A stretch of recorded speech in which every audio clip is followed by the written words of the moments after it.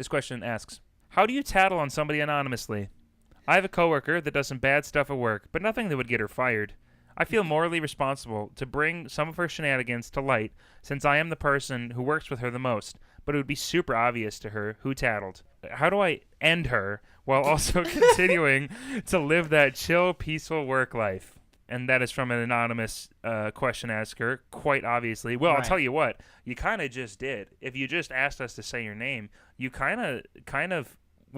you actually, how do you tattle on somebody anonymously? You literally just did that. Congratulations. Yeah, you literally just did that. We are work police, and we will file the necessary piece of paperwork in order to make sure that her life is just ruined forever. Not by getting her job fired, but just like itching powder in the undies and like ants in the undies and sharp pieces of granola in the bed, stuff like that. Sharp granola in the bed gets them every time.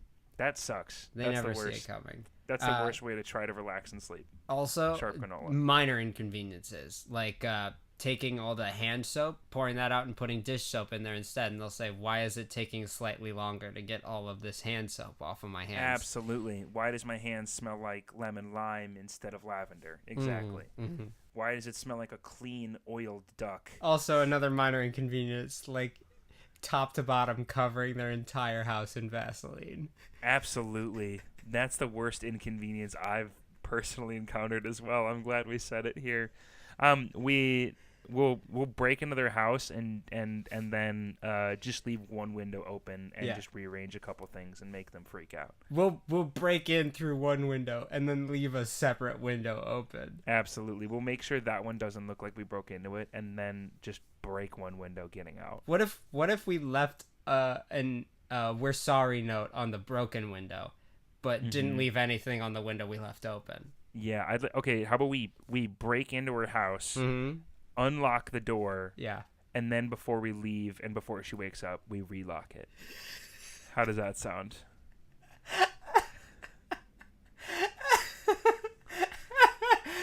Or like we go into her kitchen, right? Yeah. And we like make a huge like pancake breakfast at like 4 a.m. while she's fast asleep. Yeah. And then like clean up the entire kitchen afterwards. And she'll come downstairs and she'll see these pancakes. No, none of the pancakes are left. It smells faintly of pancakes, but nothing is out of line because we cleaned and put back everything perfectly. And like we didn't throw away the pancakes. We ate the pancakes, right? No, yeah, we made just enough for ourselves. Okay, perfect. Just enough it's batter not for for her. ourselves. But we took care of cleaning up and putting the dishes away in the Dishbird. Dishbird. Yeah. Okay, so we break in and reside in her attic space without her knowing. Right. And then every time that she needs to come up, we'll have already been listening through all the vents and decide to evacuate before she comes up. And then when she leaves again, we'll move back in. Yeah. And we just kind of permanently reside there in the attic. And every time that she goes to the bathroom, since we're in the vents, we'll play soft elevator music somewhere in the house. But she won't notice because it sounds normal and she has headphones in. Like, it'll just be around. Like, if she happened to, like, she leans over and one of her headphones falls out, she'd be like, oh, that doesn't sound like my music. And then she'll just, like, put her headphones back in and change her song, and everything will be fine. And it really won't bother her at all. You know what we also could do is set her car on fire. Oh, no. No, yeah, I like that one. Actually, let's just do that. Anyways, how do you... How do I end her while also continuing to live that chill, peaceful work life? Well, I mean, yeah, once again, going back on this idea of you have kind of done that by being able to publicly vent your issues with this coworker by putting on a podcast, but also because we have no details as to what your job consists of. Yeah. I have no way to help you in your specific work field, and so I apologize for that. We will set the car on fire, though. We guarantee that we guarantee... one arson. That's a Save Your Bacon guarantee. One arson. 30 days money back guarantee. Enter now in the chat, and we'll select one of you randomly to have your worst enemy's car set on fire. That is a weekly offer. That is a Save Your Bacon guarantee.